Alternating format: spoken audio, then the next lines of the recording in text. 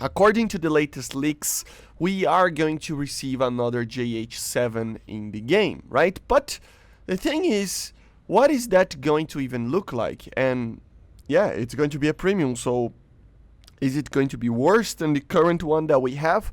Let's talk a little bit about it. Hello guys, once again it's Matt. Thank you all the members and patrons. Make sure to subscribe. And we had some leaks, 2 leaks coming from different sources that are very, very, very reliable. Of course, the Zabi one, and of course the Chinese one. That both are trying to confirm that a JH-7 will come as a premium, right?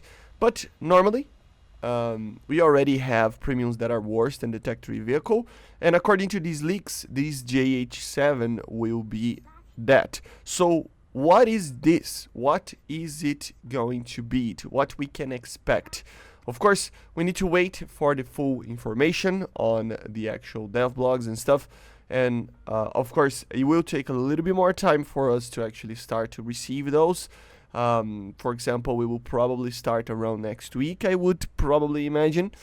But yeah, this week is already denied by Smin and other community managers that we probably won't see any dev blogs yet. So yeah, expect them next week or something, or on the very least, at least, right? And but yeah, what is the JH-7 that they're talking about on those leaks? That's the thing. It's a very interesting aircraft because it is an earlier model. They're talking about an earlier model of the JH-7. But what is the main difference between the two? Well, that's the thing. It will be very much similar to something like the Marineflieger Tornado compared to the Asta 1 Tornado of the German Tech 3. Both are basically the same aircraft, right? The only main difference is the type of weapon, right? The type of weapon of the Marineflieger is anti-ship missiles mainly, while the Asta is laser-guided weapons, right?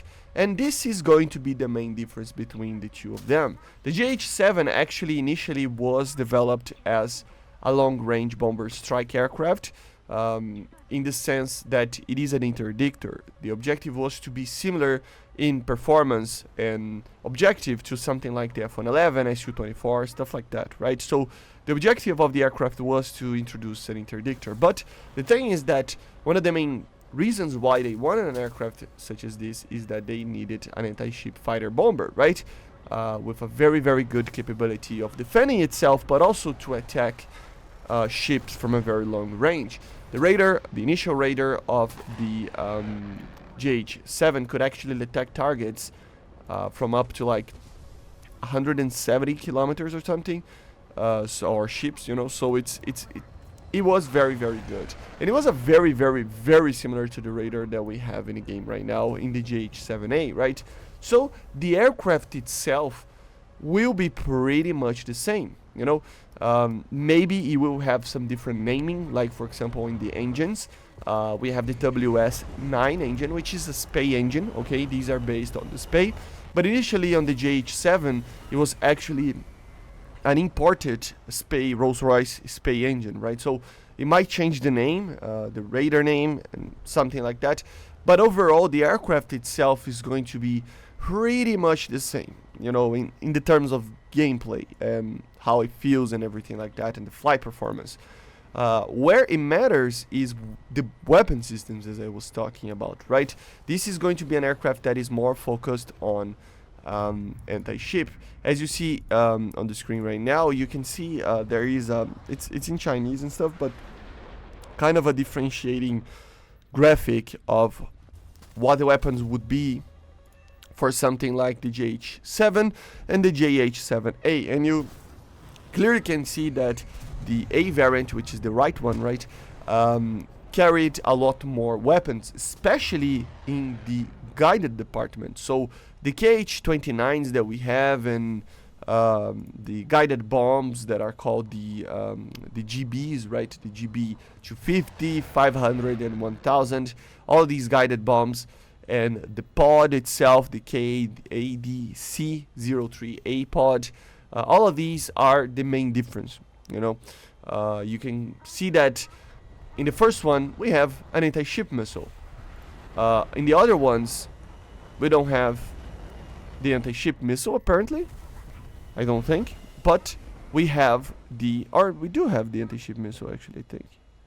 I don't know, I have to check, but at least the first variant would have that missile.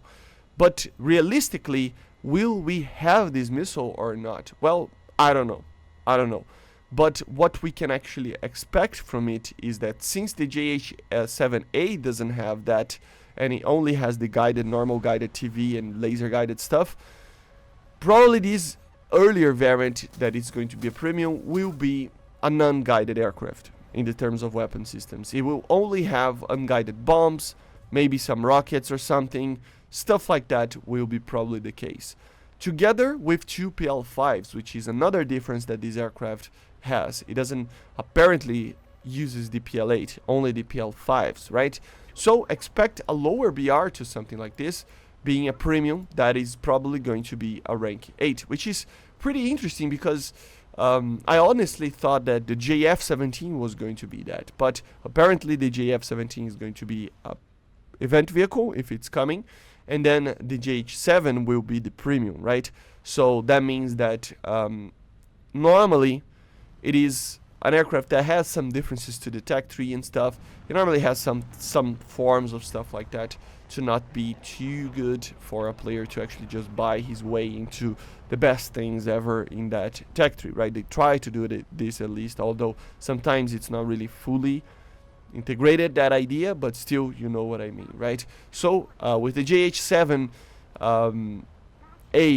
being the game with laser guided, TV guided, PL8s, pods for guidance and stuff like that, the normal JH-7 that is going to be on the premium side will be a JH-7 that has only the PL5s and no guided weapons probably. That's going to be the main difference. And of course with that a lower BR, maybe something like an 11.7 or something like that. Obviously it will be much lower, especially because it doesn't use 4 IR guided missiles and especially not using the PL8. And together, in the ground department, I mean, it's a much lower in performance aircraft since it doesn't have KH-29s, it doesn't have laser guided bombs, which are really important at these higher BRs, so for sure we'll have a lower BR on the ground department as well. And as you can see on this parameter here, it is an aircraft that has a lot of potential of being very good. It turns very well, it has a lot of power, has very good missiles, so I think it's going to be a very good premium if added. But yeah guys, this is what you can expect from the maybe leaked JH-7 that a lot of people are talking about. A very similar aircraft to the Tech 3 one, but with a different handicap to it being a premium, right? But yeah, I see you guys on the next one. Make sure to subscribe, and bye guys. See ya.